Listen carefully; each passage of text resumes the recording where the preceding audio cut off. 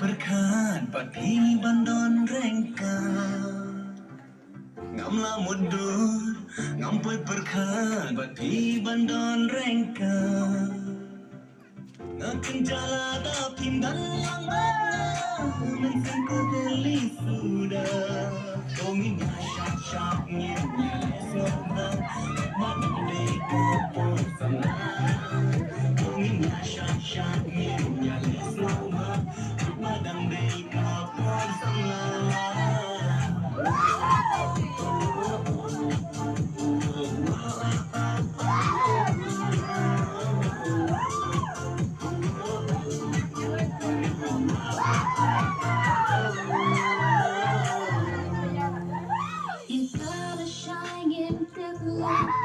Kaigin baganja Henry ka ba menta kasni Dan kemen sobra bapi Gari jopi Ingin antar kisni Pide juna Gari jopi Ingin antar kisni